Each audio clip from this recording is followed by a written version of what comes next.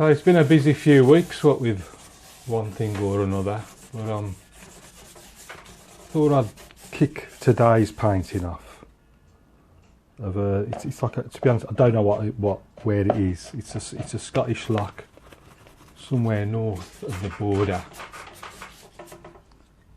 But I'm just gonna, incidentally, you'll see the for those watching on Patreon, patreon.com/Stephen Cronin. I'll post the reference photograph that I'm using over there, so you can have a proper look at it. So this is just a bit of ultramarine. Trying really hard not to over mix everything. I've got this terrible habit of over mixing. So I'm just going to mix. I am going to mix the colours I've used so far, because I want to start putting in these mountains, starting somewhere up there. Actually, while I'm doing that, let's take a little bit of this and just lighten some of that. So it acts as both cloud, a bit of mist, and it also helps define the tops of these far hills on the other side. I'm not worried about using the exact right colours. I'm not really fussed about that. I'm more worried about the tones. I'll just bash some of them on. Just looks like mist, something going on there. Straight away, I forgot to put the reflections in, but I ain't going to worry about that. Let's pop a little bit of this in. A little bit of that same colour.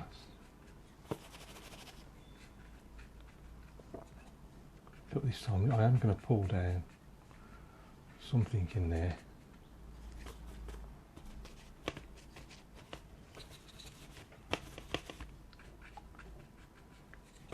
I'll pull like a water line out in a bit, so it'll be clear where the land and the water meet. That's just going to go over there, something else. Pull a bit of that down as well. That's just like a little bit of landscape on the far side of the loch. And where they'll see the paint coming down, I'm just dabbing it like that. Two reasons. First, it stops the paint from dripping down the paper, and secondly, it just gives it a bit more atmosphere. It looks like clouds there above the horizon line and some mist coming down into the water section. I'm going to get a little bit of dark, and I am going to reflect, but not too much. Let's just scuff that up a little bit. Just a little bit of that colour there from the mountains into the water area. I don't think that worked very well. I'm going to worry about it. Stop faffing about with that. But what I will do, I don't need to wait for it to dry so much. Just a clean, damp, chisel-edged brush, and if I just pull that across, something like that, keeping it straight, becomes clear where you see how you're differentiating the water from the land. Now, looking at the reference, the right-hand side of it is a bit of a blur.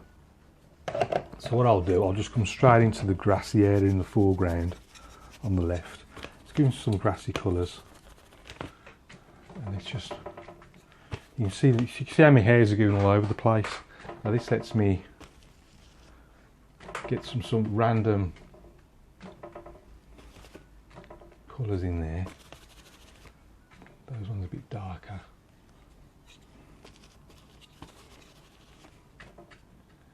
And these are coming down towards like a gate on this right hand side. That grass goes off there like that. And then this grass comes down into like a road section in the foreground. Just bashing in some of these colours there. So we've got a bit of random area down there. And I'll just, that goes up. Something like that. Let's just pull this flat against the board before I carry on, and then I can start. I'm thinking if I switch, actually, do you know what, I might just whack the road in while it's there, while I'm there. It's just a general, what shall I use? I often go with,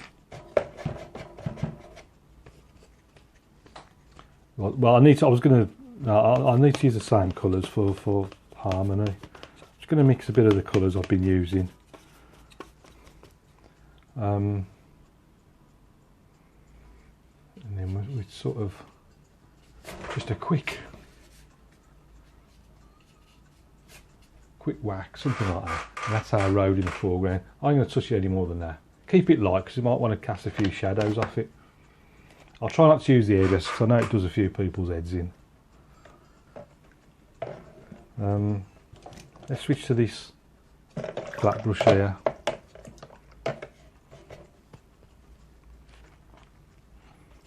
So I'm going to mix, let's just go with a general dark, just pick all the darks off the brush, a bit of water so that the paint flows a bit more smoothly. So there's one, we've got a fence post, there's one sort of up there like that, and there's another one about there, and there's another one, something like that. And then we're into like a little gate section. Now I'm not gonna worry, faff around too much. It's easy just to get caught up in all the detail. But I'm just going to be as simple as I can.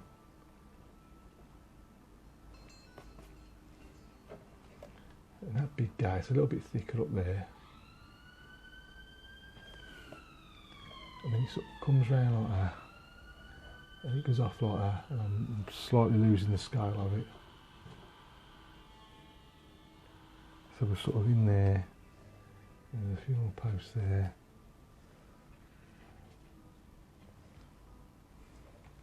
And then we've got a few cross pieces.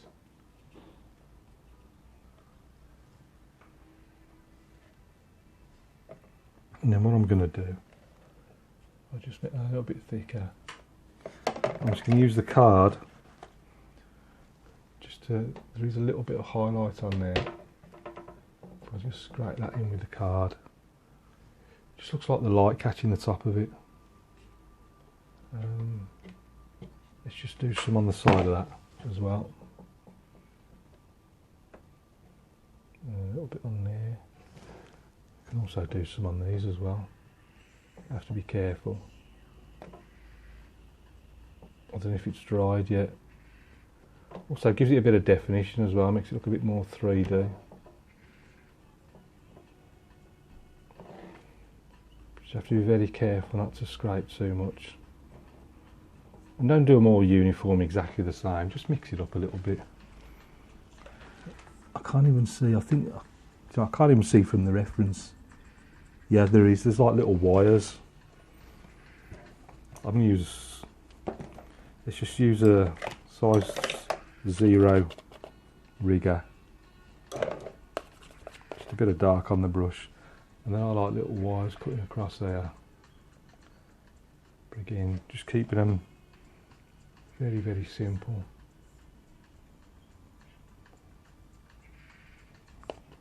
Don't want them to detract from the rest of the painting.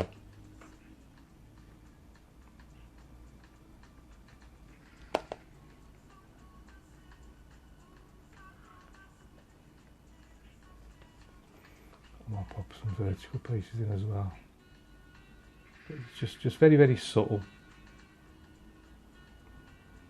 Barely any paint on the brush, especially there. Just about seeing.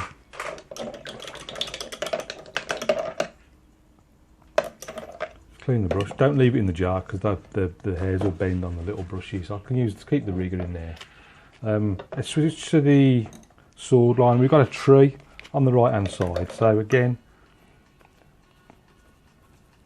make a bit of a dark mix, a bit of anything really. And we're just sort of up here.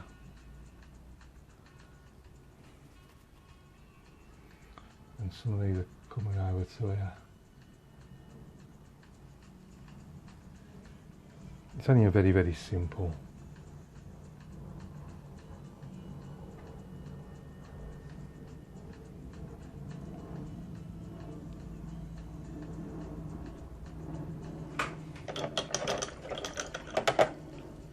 And then if I in dry brush a few faint, I don't don't normally scuff up the sword liner, but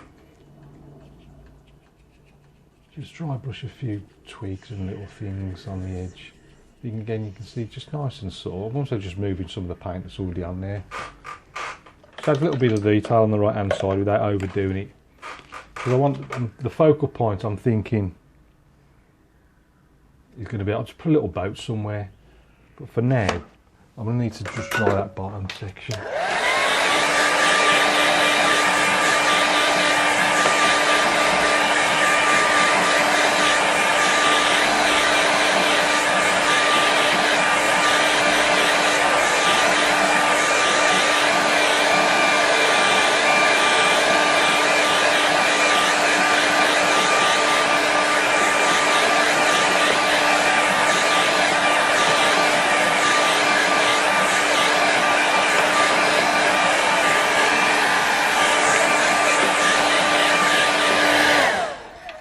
Get a few shadows down the bottom.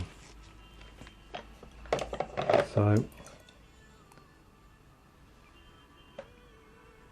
I think I might, rather than pick out individual elements, again let's just go for just a simple shadow mix. Same colours that are in the sky.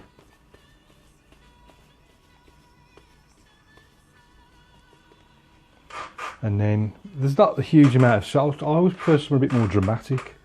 So the sort of light's coming this way. So how should I do this? So there are some dark shadows along there. And then I'm going to pick them out individually, I think. If we sort of go in at this sort of angle, just pull them out like this. And these ones are a little bit smaller. And we've got a few cross pieces in there.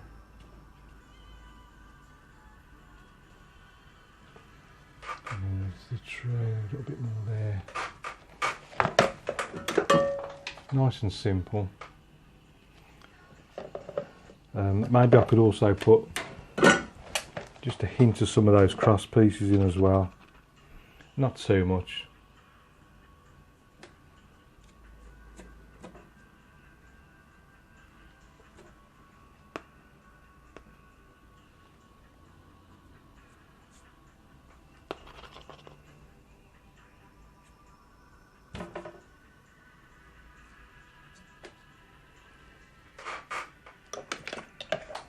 Let's give that a quick dry.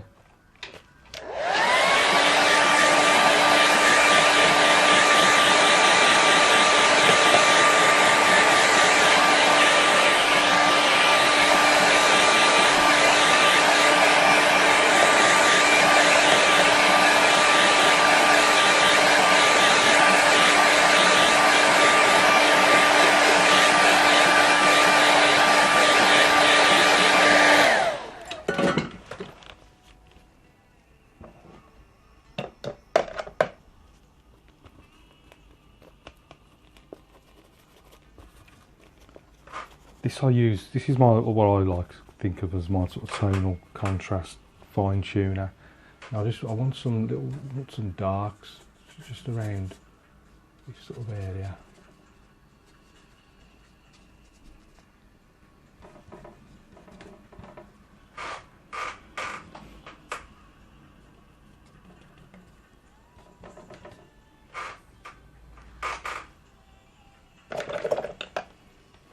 Now then, let's put a little boat in. So what I'm going to do is I have to take a slightly bigger brush. I'm not quite sure how well that. Oh, let's try it. Let's just try it anyway. So just a clean, damp rigger brush. Where do we want our boat? Where will it work best? Is it over there somewhere?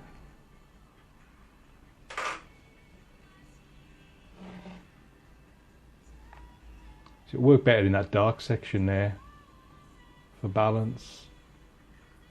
I'm going to stick it over there, I think, because it'll show up better in that dark area.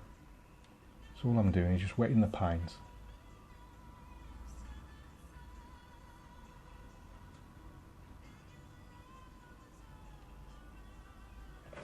And then just take the paint off with the tissue.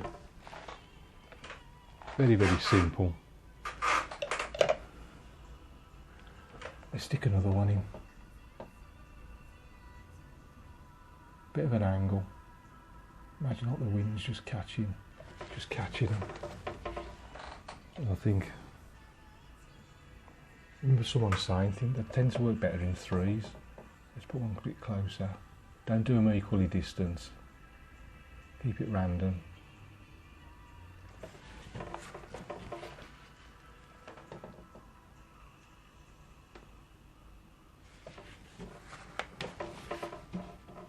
That's it, that's our 3 little boats on the horizon line.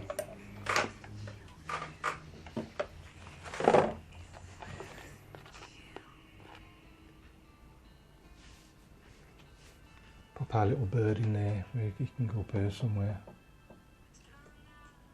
Another one there. Another one there. And I'm just going to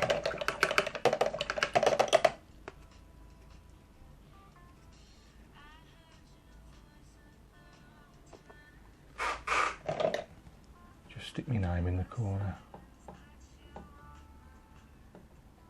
I'm going to call that one done. Let's stick a mount on that now and see what it looks like. So there's the painting in the mount. It always look a little bit better in the mount, but if we go in and have a closer look, very, very simple sky. See a lot of bit of crimson in there, ultramarine, and then coming down, you see where I've took a bit of used the tissue just to help create the cloud, a little bit of mist coming over the top of the distant hills and mountains. See our little birds there up in the sky. A little bit of variation in colours we come down. You can see where I pulled the water line is just to make it clear where the water begins. And then, not the best of jobs in reflections, I did forget to put the reflections in for the darker background. That continues over. You see our 3 little boats there in the distance. Just very simply remove the paint with a bit of tissue. Just damp it with a clean brush, then remove it with a tissue. Simple reflections. And then down you can see our little fence coming down to the foreground. You can see where I've just scraped the side of it, just to give it a bit of, maybe just a touch of light hitting the side. Also a bit of, gives it that sort of 3-dimensional look as well when you look at it. Just simply scraping the left hand side with a bit of card. But just be very, very careful as you're doing it. And then just use a small rigger brush, just a hint of the wires in there as well. A few horizontal and vertical strokes. Some kind of gate thing going on there. And it's just very, very simple shadows. They don't have to be exact. As long as they're there or thereabouts, you'll get away with it. Very, very simple road pathing in the foreground. Just reflecting some of that sort of grey from the sky, just to help with the colour harmony. And your painting is complete then. Not forgetting our very, very simple tree put under the sword liner. And then you just create all those sort of little simple leaves or branches or whatever just by dragging a brush and move some of the paint over. When the brush is pretty much dry then. So I hope you enjoy that. Thanks for watching. Many thanks to all the members. Patreon.com/Stephen Cronin is where you'll find the reference photograph and loads of other things as well, the weekly challenges. So do join me over there if you get the opportunity. You'd be very much appreciated. And until next time, if you've got any questions, please ask. Keep practicing and I'll see you again soon.